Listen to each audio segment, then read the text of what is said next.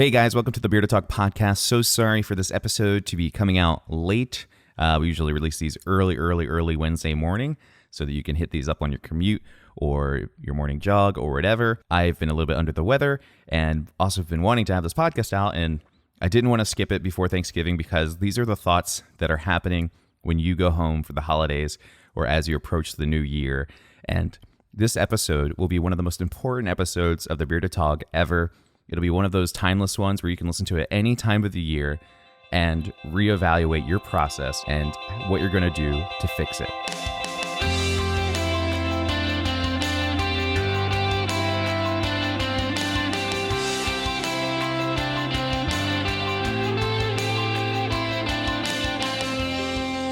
So today we're talking about something that a lot of people don't want to talk about, and you'll never see people post this on Instagram. You'll never see people brag about this.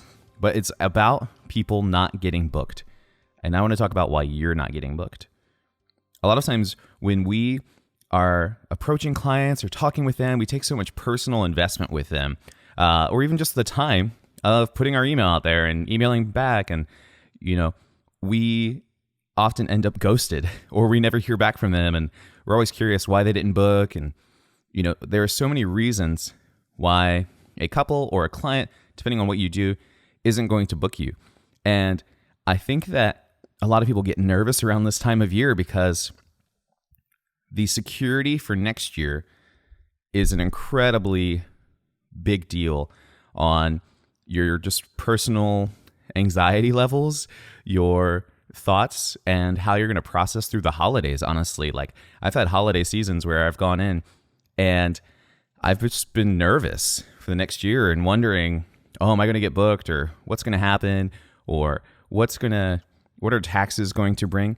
And so I know a lot of you are feeling that right now. And if you're not, then you should, if you're not getting booked. And that applies to a lot of us. And I've been there. I've really been there. And so this episode, although logical and boring, I hope will bring you so much value.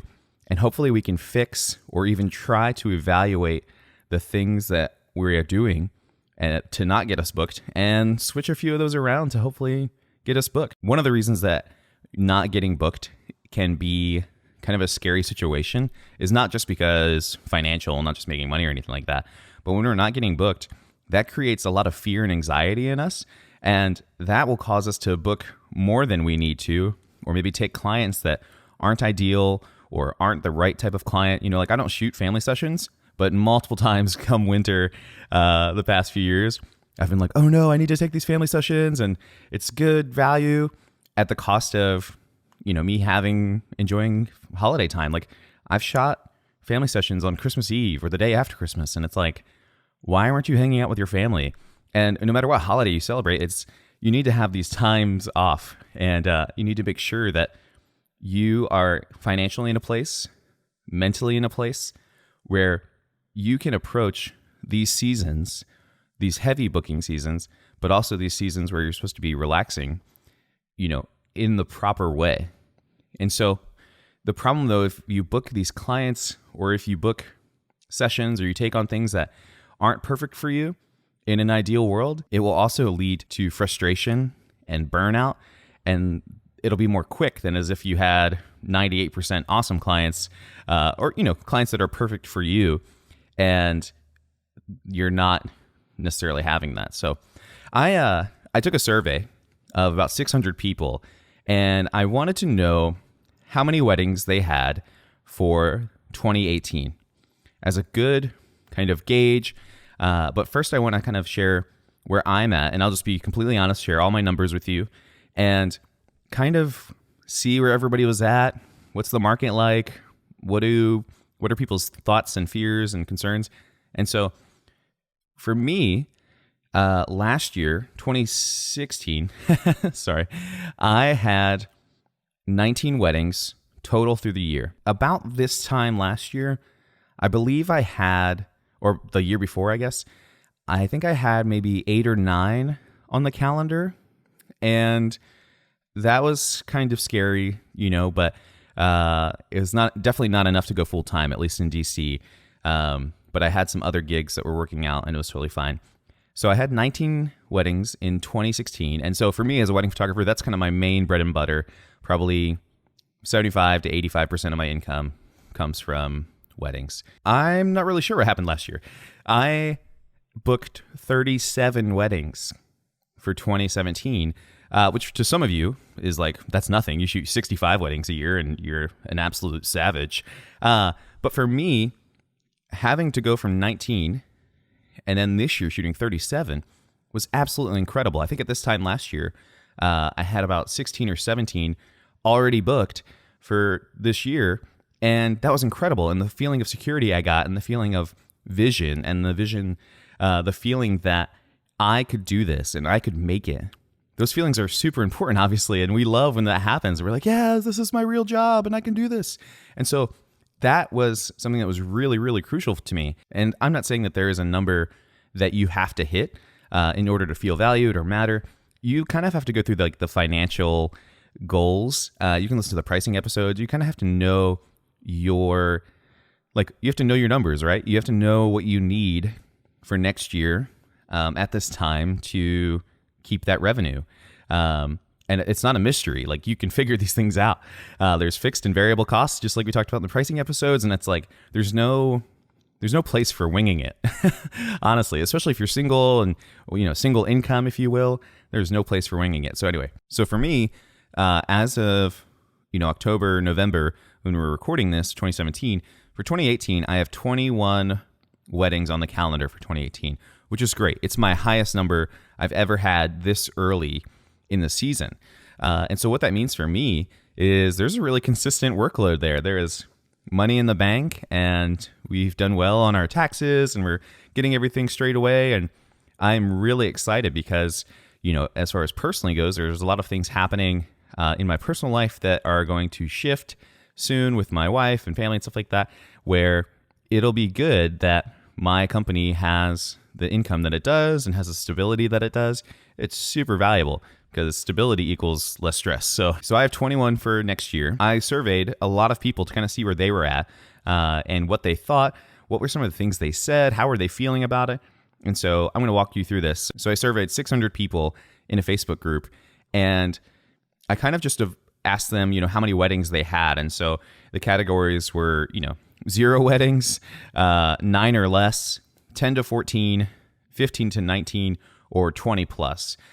Mostly because I feel like if you have 20 plus, that's a good sign that you can have longevity in the business, that something is working for you. Maybe you had a magical client that referred you to 5 people, and 20 weddings in a lot of cities is enough to go full time on a single income, depending on where you're at. And so surveyed the 600 people, and here are the results. The people who had 20 or more weddings booked for 2018 was 13%. So not bad. Like, that's a solid group of people. That's like 60 to 70 people, which is great. That's really awesome.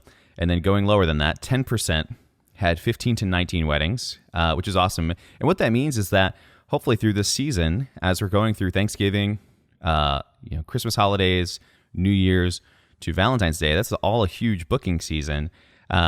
Those numbers will go up. And so the 15 to 19s will become 20 to 25s. The 20 plusers will become, who knows? And so those are really good numbers. 16% had 10 to 14 weddings booked for next year, which is pretty good. Like, that's not bad at all. And, you got to think too, like, out of 52 weekends of the year, 52 times 3, that's 156 days, Friday, Saturday, Sunday. If you want to take triples, that would be an insane schedule, that you could do and definitely take on and be awesome. But 10 to 14, that's essentially 10 to 14 weekends, which is pretty solid. But 16% had 10 to 14. But the largest number, 51%, had 9 or less weddings. And all of these people call themselves wedding photographers. And I'm not questioning their identity, but that is scary, right? And that might be where you're at. And I've been there before. My first year of shooting weddings, quote unquote, even calling it a year of shooting weddings, I shot 1 wedding. That was it. I didn't know what I was doing. It was my first wedding, and that's kind of how it went. And the next year, I think I shot 3 weddings. And so for me, it's been a slow growth. And that was only 4 years ago, guys. So I totally understand. But 9 or less weddings, unless there is some magic, and I know some folks who create some magic, that's not enough to support you as a single income person. And even if you are married or have some kind of other income situation, trust fund baby maybe, that rhymed, there is going to be a lot of situations where that amount of weddings just isn't going to cut it. And so even if we go through booking season, those folks, I don't know if they would double that. Like if somebody has 9 weddings, are they going to get 18 for 2018? Maybe. I need to do that. Like maybe next year we'll do a follow up and see like what the difference was for people. But that is tough. And I'm really reaching out to the people who want to go full time. The folks who don't have the helpful income, they have a full time job maybe, and they want to go full time with their photography business.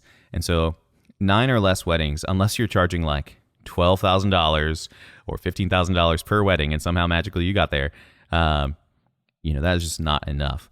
And then what was interesting, and this is kind of the sad part, but I hope that people who listen to this, and maybe if you're in this situation, that we can help you. And seriously, like email me, like what's happening after this episode. But 5% of 600 people, so I think it was like 30 people or 40 people, had no weddings on the books for next year. Like, that is terrifying. And when I was in college and when I was just starting my business and I was single, it was easier to take a lot more risk. And when I had a full-time job, it was also easier to take a lot more risk. But now, if I told my wife that I had no weddings for next year, that would be crazy. Like, I would be applying to full-time jobs right now, and we would be trying to move or something, because that is crazy. And, some of these people might be starting out. I surveyed all levels of photographers. So, some people have like 100 weddings booked, which is insane. But a lot of these people in the 5% call themselves wedding photographers, and I want those folks to feel secure. I want those folks to have the weddings that they want.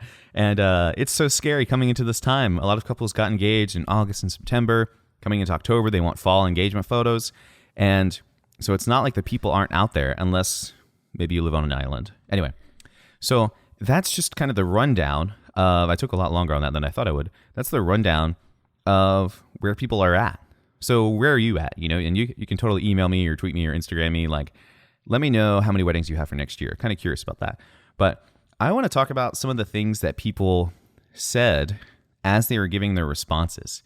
And this isn't to, single out any single person, but these are a lot of the thoughts that we can tell ourselves that honestly, I don't believe, or, I think these sayings that I'm about to show you from the survey are not good, honestly. So one person said it's inconsistent from year to year. And honestly, it shouldn't be that way. Like if you're doing the same thing every year, and maybe you change your process, kind of like we talked about in the last episode with Sarah Bradshaw, or maybe you are updating something or you raised your prices, like it should be close. You shouldn't go from 20 weddings to 1 wedding unless something happens, or I don't know what kind of situation would cause that, but that is it's something that could easily we stay in our head. It's just like, oh, it's kind of inconsistent. And no, like it should be inconsistent. There are human beings, and human beings need photos. Simple as that. Like, I know it's tough, but that's the deal. Especially if you live in a city. Like if you're listening to this podcast and own a phone, you probably live somewhere where there are human beings, and they're probably getting married, and they need to pick you because you're a Bearded Tog listener and you're freaking awesome. Another thing somebody said was they had 15 plus at this time last year, scheduled for the next year, but only have 1 this year, which again is terrifying. That's crazy inconsistent. And I'm just kind of curious, like what changed? And because of the way we talk about weddings on the Bearded Tog, and the way I think about it is, what did that person do during those 15 weddings? And they might have been great. They might have been awesome. And this could be a chance thing, but the probability is low, guys. Like, what did they do to only have 1? Is there, a referral breakdown? I find too, a lot of destination photographers, if they are full time with that, it could easily be inconsistent because you're not necessarily tapping into a local market, into the beehive mentality. You're kind of tackling smaller situations. And I think it's great. I wish I could do destination photography. That would be insane. But the market is smaller and more particular than just kind of the normal town. And so maybe it's that. I'm not sure. But that is kind of interesting to me. Another person said that this was their slowest year ever and that everyone is way down, which is not true. Lots of people that we surveyed, including myself, we're more booked for 2018 than ever. And that's not to brag, but that's not true. Like, we are businesses based in growth, and I want to grow, and people want to grow, and you guys who are listening to this want to grow and hustle and kill it. And that's one of those sayings that just like, oh, it's happening to everybody. Like, that is not my mentality, and I will not be slowed down by that, and you should not either. I feel bad for the person that said this, but like, you can't let that be the phrase for you. You have to go out there and get it. Another person said this is their first year full time. They have 0 weddings booked for next year, but the goal is 10. And I love people to go full time, obviously, but I would not go full time without having weddings in line, if you will. And that wasn't supposed to kind of rhyme, but like that, I feel like the theme of this episode should just be called "That's Terrifying Things Not to Do." But really, like, having 0 weddings booked for next year and you just went full time, unless weddings aren't your bread and butter, which is totally fine. But I feel like I was surveying wedding photographers. Yeah, that's scary. Guys, leave it simply, but the pricing episode, I talk about this. Keep your full-time job, shoot as many weddings as you can, possibly build up that side income. And then once you have 6 months of income for the business saved up, maybe think about leaving your full-time job. You don't have to do it that way, but that's like the nice, solid, no fear or anxiety way to make that happen. Another person said something similar to what we've already kind of heard, but they added this little twerk that I don't agree with. And you've probably heard this, you've probably said this, but it said, every year is so different and it always works out in the end. And I love that level of faith. I love that level of hope, right? Like, that's incredible. That's what we want to feel. That's what we want to have going into the next year. That's what we want to think when we're going into a wedding or we're going to a client meeting. We're just like, yeah, it's going to work out. Like, we got this. We can do this. And I fully believe a lot of that. The problem is, and man, I just sound like such a Debbie Downer in this episode. That's not how businesses work. Like, Apple knows what it will make next quarter. They put out quarterly filings reports every year, and they say, we will make this. And every time, or like 98% of the time, they either make or go above what they said they were going to make. That is stability. That's how businesses run. Like, I can tell you how many weddings I need in a year to, pay my minimum income and things that I need. And you guys need to know that. And there should be no room for, always works out in the end. Like, it doesn't. That's not how businesses run. And so, sorry for a little bit of tangent, but that's just not where you guys want to be. Okay, you listen to this podcast because that's not what you want. Your life can be consistent and growth can happen, and you can do this. And if you treat your clients well and create good products, the work is going to come.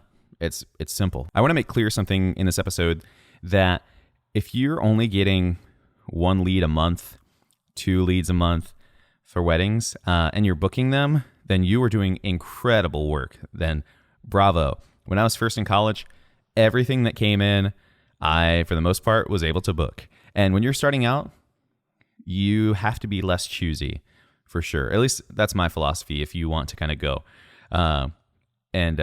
Like, that is really good. What we're talking about today is kind of folks who get a lot of inquiries, who meet with clients, who call clients, who email them and answer questions, and you walk through the process with them, and then they don't book you or you don't hear from them. That's kind of the main area I'm targeting in this episode. Ideally, we're booking a higher percentage of the leads that come in. So like I have a friend, and he'll be on the podcast, but I won't say his name yet, he probably gets like 100 inquiries a month. But his booking rate, you can't take 100 weddings. And he has to figure out which ones are the right fit, and he meets with all of them, and he has an associate program, so he can take on a little bit more. But his booking rate is like 20%. But 20% of 100 is 20 weddings. So that's pretty solid. And so it's just kind of that number that we want to get higher. We want to attract the right client who's ready to book us, and we want to book them. Simple as that. And so with that, after 22 minutes of ranting to you guys, I want to talk about some of the reasons why I think you're not getting booked. And there are 4 reasons that I've come up with, or at least one reason, and it kind of contains 3 different things. And this goes for any job, any product, any sale, anything. And that is disproportionate value. So if you went to McDonald's, and I use McDonald's as a lot of references because I'm overweight and I love their food, but that's just the way it is. A Big Mac meal is about $5, $6, depending on where you go. If you went there and you wanted to get that particular meal and you're like, oh, it's Friday night, it's time to get the Big Mac meal, let's go. Or maybe you're going to the movies on Black Friday, right, after Thanksgiving, and you're like, oh, we should get McDonald's. If that Big Mac meal was $25 or $35, but it was the same Big Mac meal, like might not come out that great, might be the lettuce to sauce ratio might not be that good, might be kind of a steamy bun situation, you're not going to want to get that Big Mac anymore. And most of you, like $25 for a Big Mac is a no-no. So, and that's because there's a disproportionate value in your head for what that Big Mac costs. If it went up 10 cents, 20 cents, 30 cents, it might not be that big a deal. And so there's this plus or minus from our value. And that's not necessarily just pricing, but there's plus or minus. And if you're good at one thing, maybe your value goes up a little bit, but you're not as good at something else, you can still be hired. Think of photographers who don't use Instagram and still book 50 weddings a year. That's insane.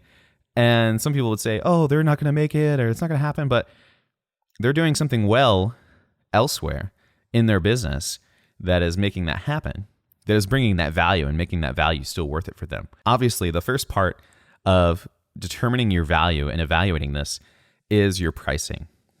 Something I see, and I talk about this in the pricing episodes, those are episodes 2 through 4. If you have never listened to those, you need to listen to those because they are just chock full of value that should be charged for, but it's free. We give it away. There's a free pricing guide for you as well. Get it, learn it, and your business will be changed forever. But pricing is super important because I see a lot of new photographers charging a ton of money when they've only shot a handful of weddings. And none of this conversation is about your actual photography when it comes to the pricing, but just your experience as a business owner. Like, would you trust a plumber who's only worked on 10 toilets or 5 toilets? Like, there needs to be a little bit more of value in that pricing.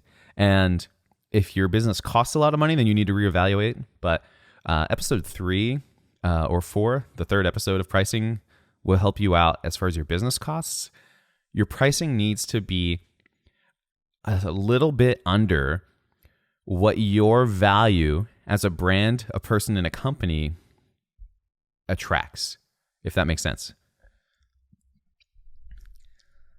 So again, with the Big Mac, you're only going to pay a certain percentage higher than what it is. And certain things are going to determine that value as the client. Do you really want a Big Mac? Have you been dreaming of a Big Mac? Have you been fasting for 24 hours? Well, then you're going to really want that Big Mac. And if you have the asset of money, you'll pay a little bit more for that and it'll be great. But on a normal day, if you're not desperate for it, and you can make this analogy, go back to wedding photography, but if there are lots of wedding photographers, if you're not that different, if there is a cheaper option that gets them pretty close, that value proposition is not going to be the same for them and you might lose out. And that's not to say that you should immediately lower your prices or anything like that to stay competitive. That's not the case at all, but it is something to think about based on your experience, your value in your market. Those things are super important. You have to make sure that your pricing is a little bit less, just a tiny bit, than what you actually offer. My clients that book me, I give them a ton of stuff that folks who are just inquiring with me would never know unless they were a direct word of mouth referral. So I totally understand if you are giving a lot to your clients, whether it's value, gifts, information, teaching, however you create that experience for your client, if you do, if that's one of your things, the clients that book you hopefully say, oh, we got a great deal. Like, that's what you want. You want to be like, oh, we made out like bandits. And, it might make you feel a little bit weird, but that's what you want. You want your client to feel like they're getting a little bit more value, because it's kind of, the theory that, like game theory almost, like they need to get the better deal, like a little bit, or they feel like they're stretching for a little bit more, but they're going to get a ton of value that's going to be great for them. Does that make sense? So other than pricing, obviously price is like, it's the number that everybody looks at, which is stupid, right? Like it should be about you. Like if you could live the life you wanted for free, you wouldn't have to charge. But unfortunately, I don't really know how pricing came about, but we have to do that. So the second thing to think about for disproportionate value is your skill, and not experience skill, but just overall what you can do with the camera, and what you can do to serve clients. And honestly, this is just something to think about. What does your work look like? What does your work show?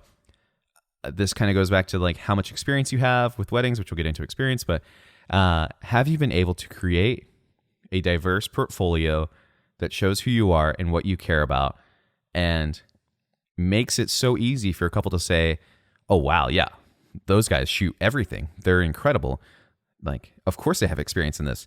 And you can kind of tell, like, I get a lot of inquiries for shoots that aren't weddings, that people just say, oh, well, Adam's a good photographer, or he's a professional.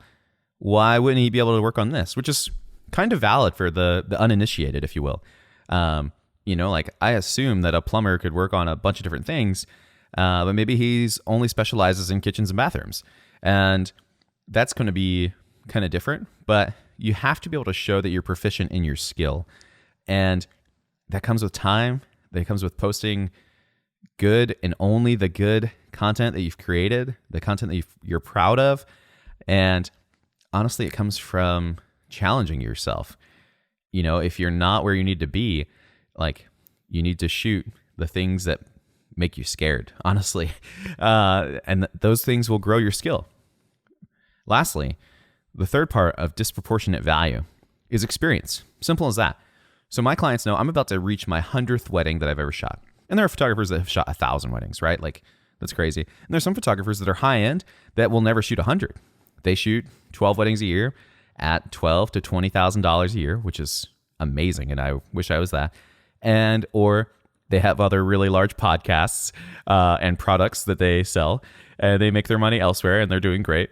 So, but for most people, the client is looking at the experience.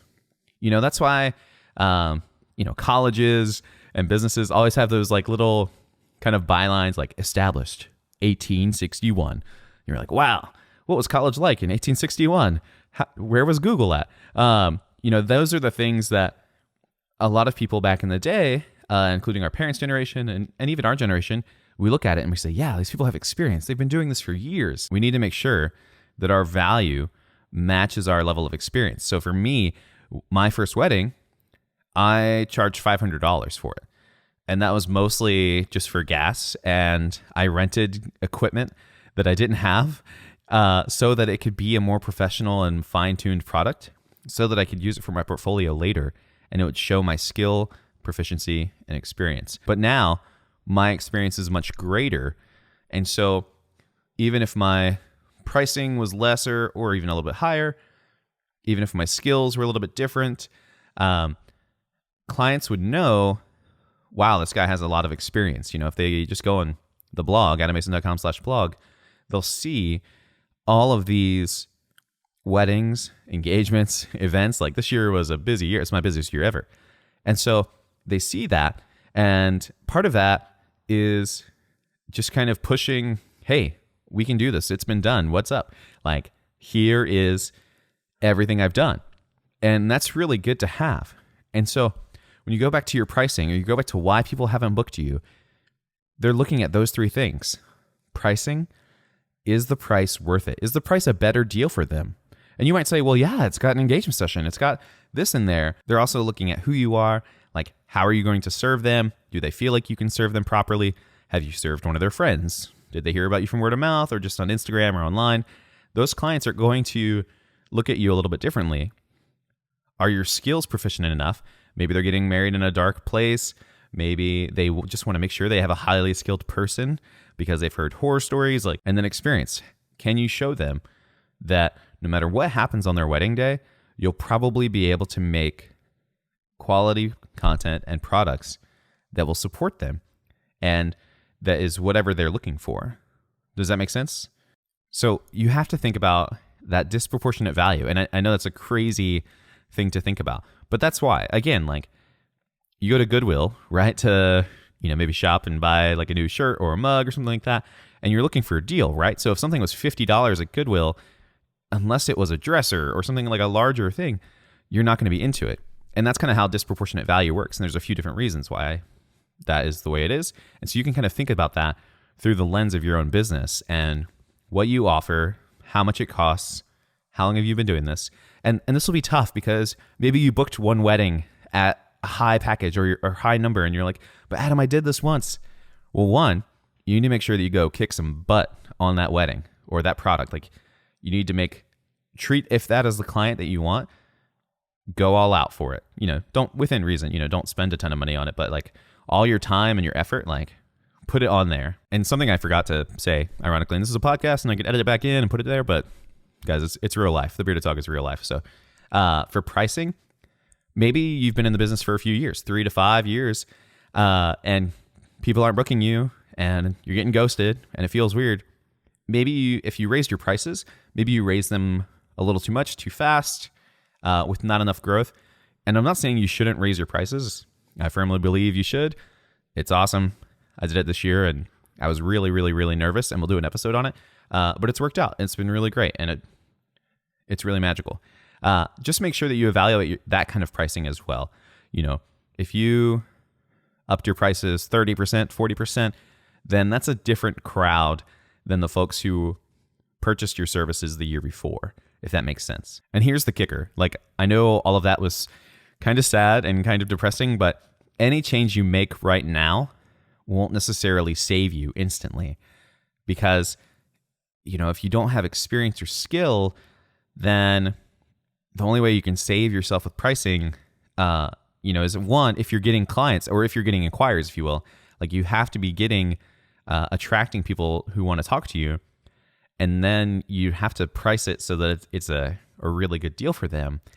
That's the only way that you can save it instantly. And I would not advise for that unless you need to make money. And if you got to do it, do it. Whatever it takes to make sure your family's okay, and that you're okay, do that. But I don't think you can make those changes as quickly and expect the same results. But pricing is just such a good example. If you upped your prices 40% and people aren't booking, maybe bring them down 20%. So they're still higher than last year's prices. So you're still getting a win, but maybe they're just not as lofty as they were before. And just see. And honestly, it's going to take some testing. The people that are coming in, they have an expectation, and some of them aren't going to book, and some of them might book. And it really just depends on those three things for them. Another good example when it comes to wedding photography is people that have the skill and experience, but not the pricing. So, some couples, I've had this happen even this year, where a couple will say, hey, our uncle, this is a photographer's worst nightmare. Our uncle said that he would shoot our wedding for free, and he shoots, landscapes all the time, and they're beautiful. And that's really great. And the reason the couple is usually choosing that is because the skill and experience they believe are there, and it might be there, obviously. We're not trying to be a negative Nancy. And the pricing is free. That changes the deal. Would you want a Mercedes if it was free? Well, my answer would probably be yes. But when it's full price, it doesn't match the quality of the product, that I'm looking for. And at least for product purchasing, it's right person, right time, all those kinds of things. So what can we do to try and get booked? Something we talked about was evaluate your value, pricing, skill, experience. And when you're evaluating, think about the market.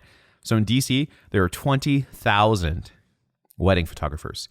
That is mind-boggling. And those are only the ones that like Facebook knows.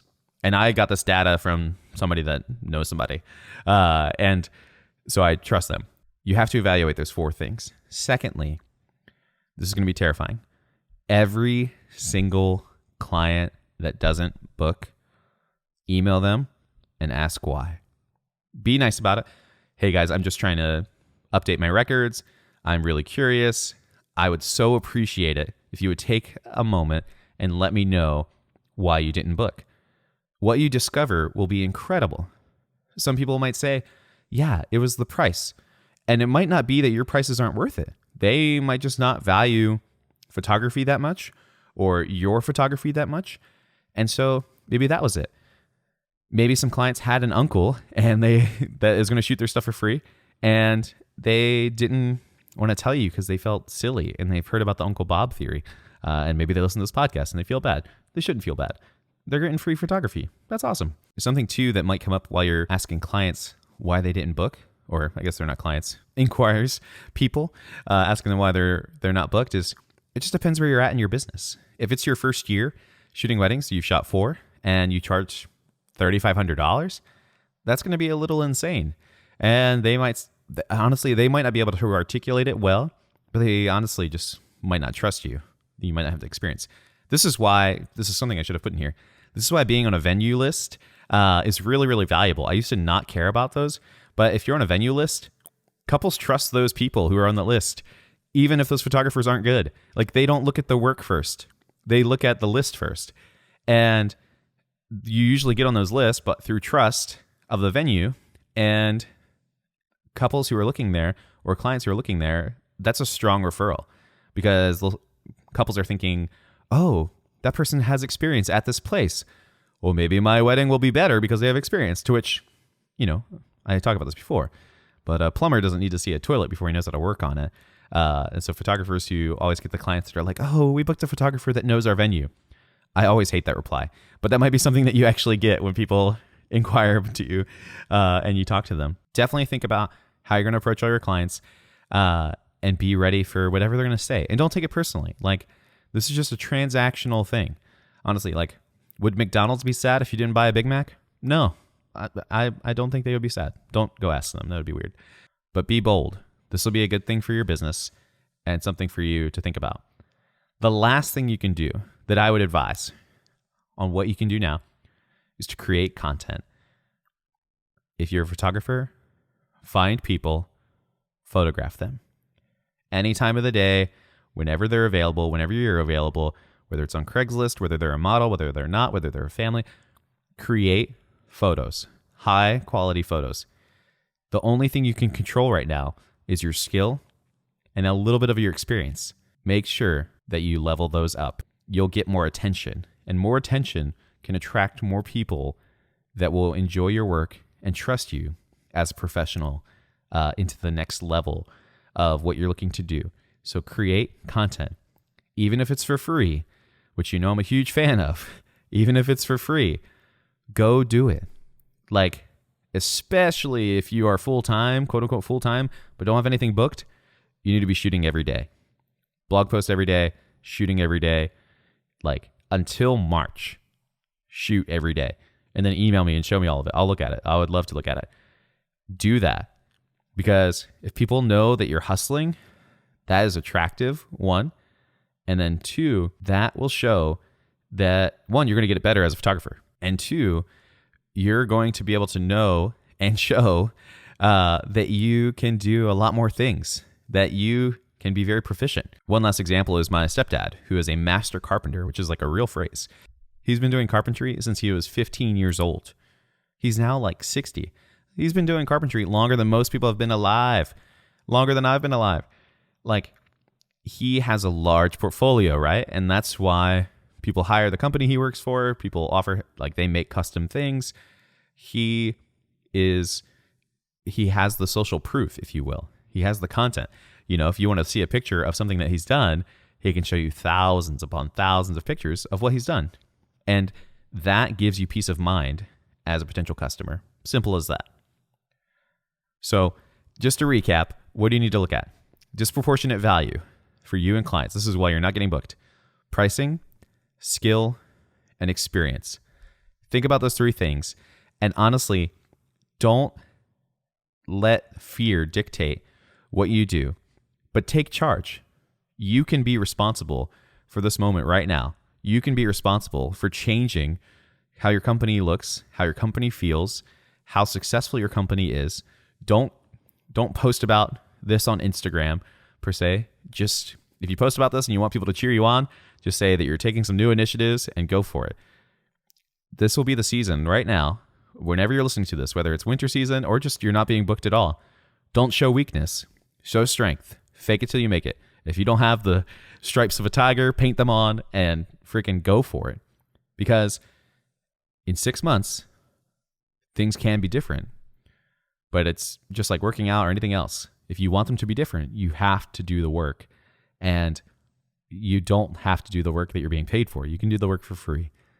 So do that right now. Thank you guys so much for listening to The Bearded Tog. Happy Thanksgiving. Sorry, I know that the episode was just, probably felt like I was just beating you up, and I'm really sorry. But honestly, you can do this. And for me, I believe everybody can go full time. Seriously, there's a small percentage of people that I don't think could do it. I think almost everybody can do it. And so I think you can do it. If you're listening to this podcast, you probably can go full time. You're probably already full time. Hopefully you're living your dreams. Maybe you're on a cruise, a Thanksgiving cruise. I don't know if that's a thing, but I feel like it could be a thing. If you run cruises, get at me. I have an idea. So seriously, you can make this happen. So what I want you to do after you've listened to this episode, enjoy your Thanksgiving holiday. Eat everything you want. Don't fret about the business. But then come Monday morning, start hustling. Put it in your calendar. When are you going to shoot? What are you going to shoot? Who are you going to shoot? When are you going to blog it? Do it. Absolutely do it. Thank you so much, guys. If you have any questions, seriously, or you're curious, or you just don't know, or maybe you've been shooting every day, email me, thebeardedtog@gmail.com. Super simple. Email me right now. Let's talk about it. Let's figure it out, okay? Thank you so much. Happy Thanksgiving, y'all.